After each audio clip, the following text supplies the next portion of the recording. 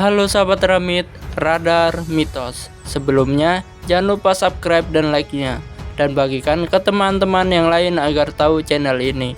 Dan jangan lupa bunyikan loncengnya supaya tidak ketinggalan update Ramitnya. Perang Rusia di Ukraina belum juga usai. Kali ini pasukan Kiev terus melawan militer Moskow di kota Mariupol.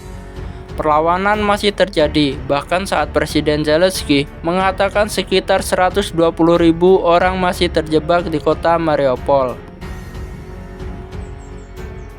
Menurut informasi, mereka menahan 120.000 orang di Mariupol yang terkepung. Kejahatan yang terjadi di sana jauh lebih menakutkan dan berskala besar daripada di Borodyanka, kata Zelensky saat berbicara bersama Presiden Dewan Eropa, Charles Michel di Kiev.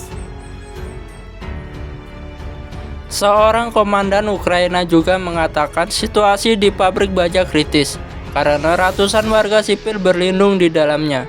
Sementara itu, wali kota Mariupol meminta penduduk kota yang terkepung untuk mengungsi di sepanjang koridor karena kota itu menghadapi pemboman berat Rusia.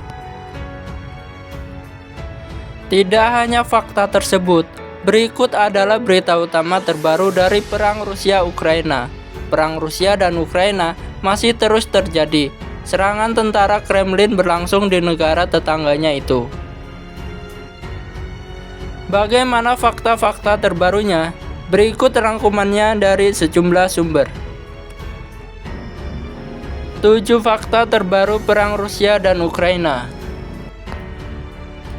Yang pertama, koridor evakuasi Mariupol tidak bekerja sesuai rencana. Wakil Perdana Menteri Ukraina Irina mengatakan koridor evakuasi dari kota Mariupol tidak berfungsi sesuai rencana karena kurangnya kontrol atas militer mereka sendiri di lapangan. Penjajah tidak dapat memastikan gencatan senjata yang tepat. Juga karena ketidakteraturan dan kelalaian yang melekat, penjajah tidak dapat menyediakan transportasi orang yang tepat waktu ke titik di mana lusinan bus dan ambulan kami sedang menunggu, ujarnya. Wali kota Mariupol telah meminta penduduk kota untuk mengungsi di sepanjang koridor yang diumumkan sebelumnya oleh Irina, termasuk 3 titik berkumpul. Yang kedua, Rusia kuasai penuh Mariupol.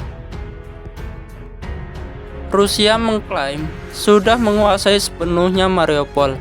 Mariupol adalah kota pelabuhan penting di Ukraina yang menjadi arena perang terberat kedua negara dan diyakini mengalami bencana kemanusiaan terburuk.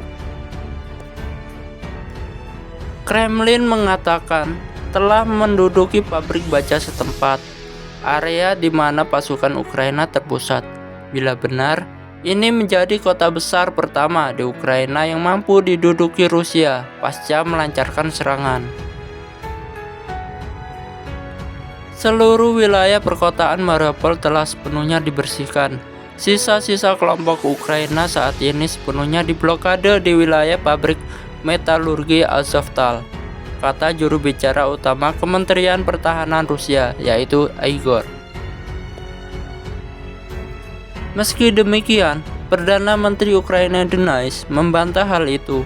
Ia mengatakan pasukan Ukraina di kota pelabuhan tenggara Mariupol masih berjuang dan belum menyerah. Kota Mariupol masih belum jatuh, masih ada pasukan militer kami, tentara kami, sehingga mereka akan berjuang sampai akhir, dan untuk saat ini mereka masih di Mariupol, kata Denys Shmyhal. Sementara itu, Menteri Luar Negeri Ukraina Dmytro Kuleba mengatakan situasi di Mariupol mungkin menjadi garis merah dalam negosiasi dengan Rusia. Situasi di sana sangat mengerikan, ujarnya. Situasi di Mariupol sangat mengerikan secara militer dan memilukan, kata Kuleba. Kota itu tidak ada lagi. Sisa tentara Ukraina dan kelompok besar lainnya warga sipil pada dasarnya dikepung oleh pasukan Rusia. Mereka melanjutkan perjuangan mereka, tetapi tampaknya dari cara tentara Rusia berperilaku di Mariupol, mereka memutuskan untuk meruntuhkan kota dengan cara apapun. Yang ketiga, Putin yakin Rusia menang. Kanselir Australia Karl Nehammer mengatakan bahwa Presiden Rusia Vladimir Putin yakin dia memenangkan perang di Ukraina. Nehammer adalah pemimpin Eropa pertama yang bertemu langsung dengan Putin sejak serangan dimulai Moskow pada 24 Februari. Ia berujar tidak dapat sepenuhnya menjelaskan alasan Putin mengenai klaim tersebut, tetapi ditegaskannya Putin memiliki logika perannya sendiri. Putin mengirimkan saya pesan yang jelas tentang keprihatinan dan bahwa dia tampaknya memiliki pemahaman penuh tentang apa yang terjadi di sana, ujarnya. Nehammer mengatakan diskusinya dengan Putin bukan percakapan yang bersahabat. Itu adalah percakapan yang jujur dan sulit. Saya mengatakan kepadanya apa yang saya lihat. Saya melihat kejahatan perang. Saya melihat kehilangan besar-besaran tentara Rusia, ujarnya. Yang keempat, Ukraina tak punya senjata serius dan berat. Presiden Zelensky juga mengatakan bahwa pasukan negara itu tidak memiliki cukup senjata yang serius dan berat untuk mengalahkan tentara Rusia di tenggara kota pelabuhan Mariupol. Dia menguraikan dua cara potensial untuk mengakhiri kebuntuan di kota. Yang pertama, itu melibatkan senjata yang serius dan berat. Saat ini kita tidak memiliki cukup senjata ini untuk membebaskan Mariupol. Jalur kedua adalah diplomatik. Sejauh ini, Rusia belum menyetujui hal ini, ujarnya. Yang kelima, Amerika Serikat meluncurkan babak baru sanksi terhadap Rusia.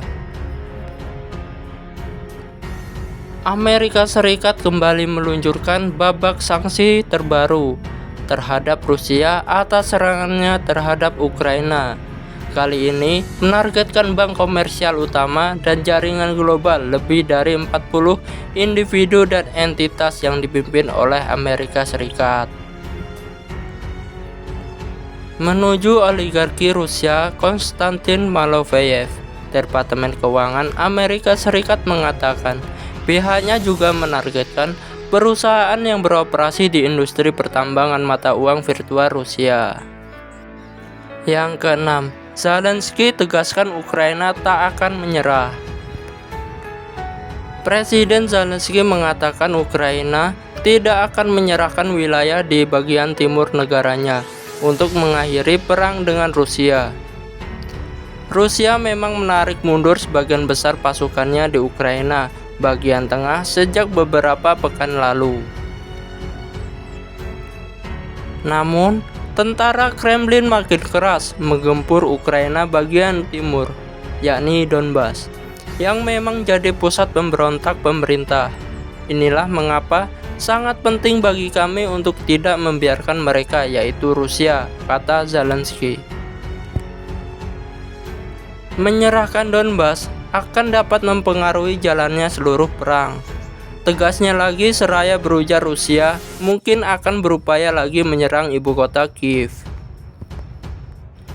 Yang ketujuh, Menteri Keuangan Amerika Serikat dan negara lainnya walk out dari pertemuan G20 dengan Rusia.